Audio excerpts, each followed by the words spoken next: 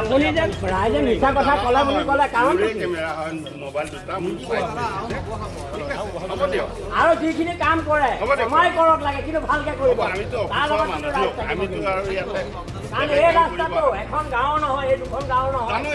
আমি আছো তাত আমিও যাওঁ কিন্তু কাম যিকণ কৰে কিন্তু ভাল কাম কৰিব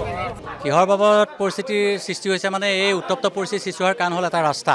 দক্ষিণ নৈ সমীপত একদম সন্মুখত এটা ৰাস্তা আছে যিটো খুটাৰগাঁও নিবুকালি সংযোগী পথ সেইটো কঠীয়াতলি ল'ব পাৰে সেই পথটো দুৰৱস্থাৰ কাৰণে আজি আপোনাসবক ৰিপৰ্টাৰসকলক নিউজ লাইভ হওক প্ৰাগ নিউজ হওক সকলোকে মাতি আমি এই ৰাস্তাটোৰ বিষয়ে অৱগত কৰিছোঁ আৰু আপোনালোকৰ জৰিয়তে আমি দৃষ্টিগোচৰ কৰিব বিচাৰিছোঁ মুখ্যমন্ত্ৰী মহোদয় ডাঙৰীয়াক বা আমাৰ জিতু গোস্বামী ডাঙৰীয়া দেৱক আমাৰ সমষ্টিৰ বিধায়ক গতিকে এই সময়খিনিত যেতিয়া আমি ৰাস্তাটো দেখুৱাই এই পঞ্চায়তৰ এই বাউণ্ডেৰীত থিয় হওঁ GRSটো এইমাত্ৰ আহি পেলাই পাইছেহি আৰু তেওঁলোকৰ লগত আলোচনা কৰি থাকোঁতে তেওঁ কৈছে যে ৰাইজে এইটো মিছা কথা কৈছে গতিকে সেইকাৰণে উত্তপ্ত এটা পৰিস্থিতিৰ সৃষ্টি হৈছে যে উত্তপ্ত পৰিস্থিতি এইকাৰণে হৈছে যে তেওঁ ৰাইজক দোষাৰোপ কৰিছে ৰাইজে এটা দোষাৰোপ যদি ৰাইজেই দোষাৰোপ হয় তেতিয়াহ'লে ৰাস্তাটো দুৰৱস্থা এইখিনি এতিয়া কিয় হৈ আছে সেইটো সময়মতে GRS নাহে আৰু তেখেতে নাহেতো নাহে তেখেতে ফটো তুলিবলৈ তেখেতে ঠিকা দিয়া নিচিনাকৈ ফটো তুলিবলৈ বেলেগ মানুহ লগাই দিছে এনেই জব কাৰ্ডৰ ফটো GRSে তুলিব লাগে কিন্তু GRSে ফটো নুতুলে তেখেতে মানুহ লগাই দিছে ফটো তুলিবলৈ এতিয়া কথাটো হ'ল কি এতিয়া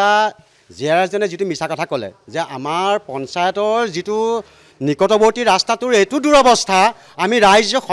ইমান কষ্ট অনুভৱ কৰিবলগীয়া আছে আমি ইমান দুখ পাইছোঁ সেই হৈ পেলাই আমি গোটেই ৰাইজ ওলাই পেলাই আপোনালোকৰ মিডিয়াৰসকলৰ লগত আমি আলোচনা কৰি পেলাই এই বিষয়বিলাক আমি